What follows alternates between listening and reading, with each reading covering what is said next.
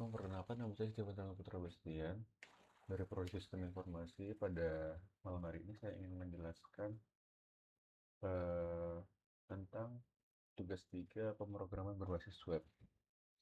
Jadi di sini saya sudah membuka untuk ininya.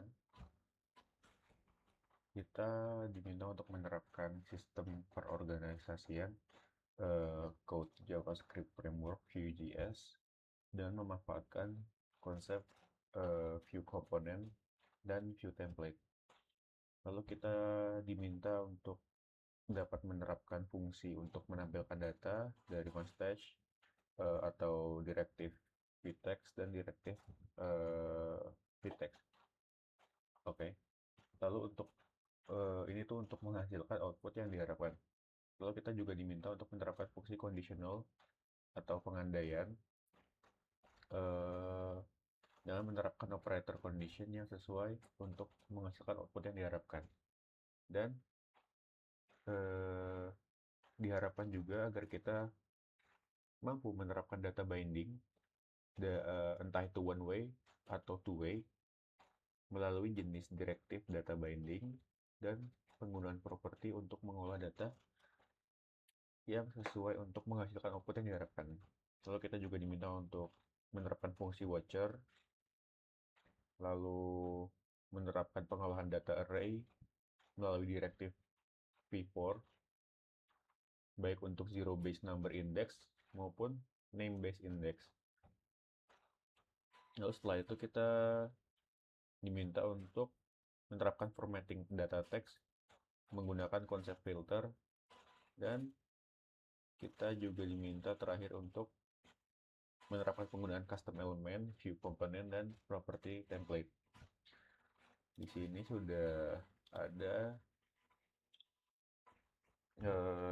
yang saya kerjakan.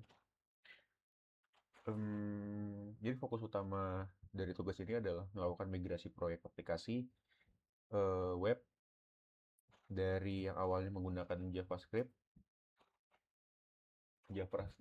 native pada tugas 1 dan tugas 2 ke dalam framework Vue.js. Nah, perbedaan struktur folder dari native dan Vue.js itu tuh perbedaan yang paling menonjol terletak pada pengorganisasian file pada Vue.js. Seluruh kode diatur secara terstruktur di dalam folder src. Mari nih, src yang ini itu berdasarkan fungsinya masing-masing nih. Semisal nih, aset. Aset ini adalah folder yang digunakan untuk menyimpan berkas-berkas statis seperti gambar, logo, maupun file CSS. Lalu untuk components. Components ini adalah tempat untuk menyimpan elemen antarmuka atau interface yang dipakai berulang kali. Contohnya di bagian navbar atau footer, ini tuh digunakan dengan memisahkan ke dalam komponen halaman web yang tidak perlu memuat ulang atau reload. Lalu seluruh elemen atas dan bawah saat berpindah menu. Contoh untuk hello world, navbarnya ini welcome.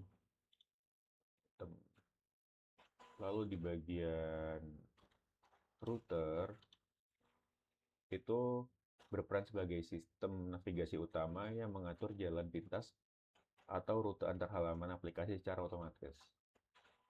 Di bagian views, itu adalah folder utama yang menampung halaman-halaman inti dari aplikasi web, yaitu dashboard, login, stock view, tracking. Lalu yang selanjutnya itu adalah konsep single page application atau SPA.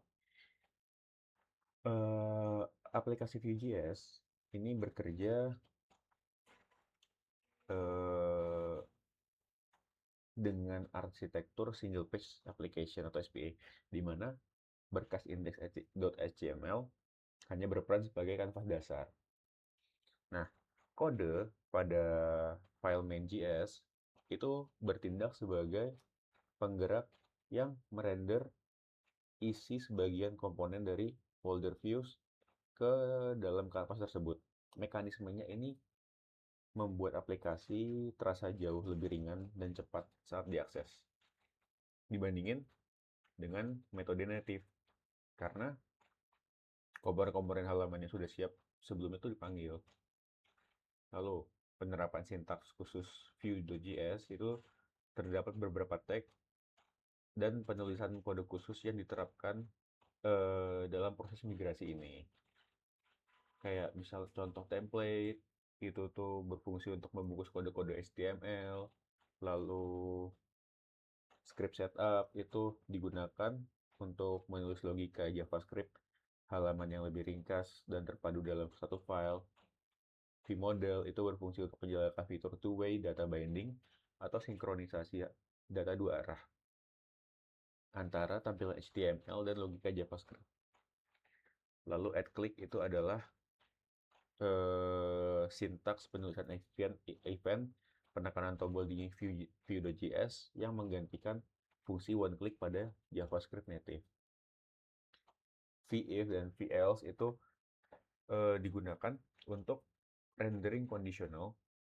Pada proyek ini logika tersebut dipakai untuk mengubah tampilan menu di navbar secara dinamis berdasarkan halaman yang dibuka oleh pengguna.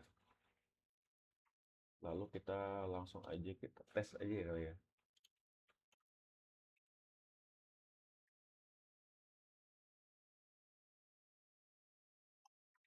Kita buka di terminal npm run dev, lalu langsung kita tes di sini. Ini sudah terbuka, kita buka ke external browser. Nah, di sini sudah ada ya halamannya. Ini ada Vue toggle devtool, ini khusus untuk developer. Lalu kita bisa lihat di sini, ini sudah nggak ada HTML-nya lagi karena sudah di-convert ya di sini. Jadi kita coba, nama saya Steven Samuel, jadi kita uh,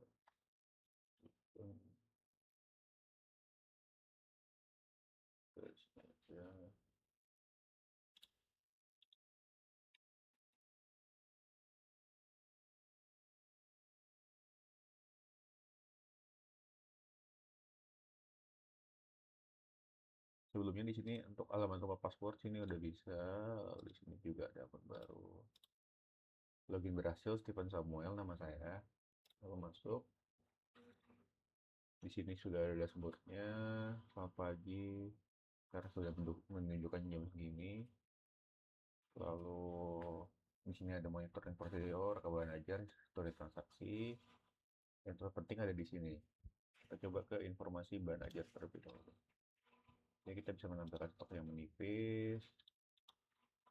Lalu PBJJ Jakarta, MK wajib, judul sudah bisa untuk halaman filter, lalu halaman risetnya. Untuk menambah bahan ajar, kita coba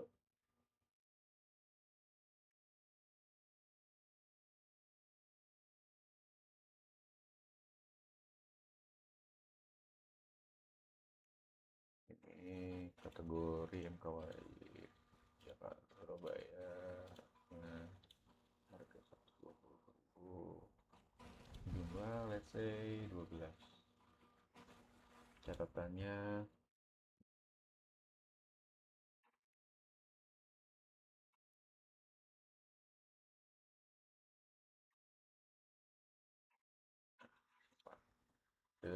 berarti sudah ini ya amannya. Di sini kita lihat sudah ada Kewajib Surabaya, 20 aman dan tidur. Untuk mengedit di sini bisa. Coba kita hati-hati aja. Untuk fitur mengedit bisa, untuk fitur menghapus juga bisa. Lalu kita balik lagi ke sini, fitur back di sini sudah ada ya, untuk akses cepat pengiriman ekspedisi. Kita coba pakai ini, masukkan nih ke kosong NIM saya 496071113. Untuk NIM saya pilih paket, nama lengkap,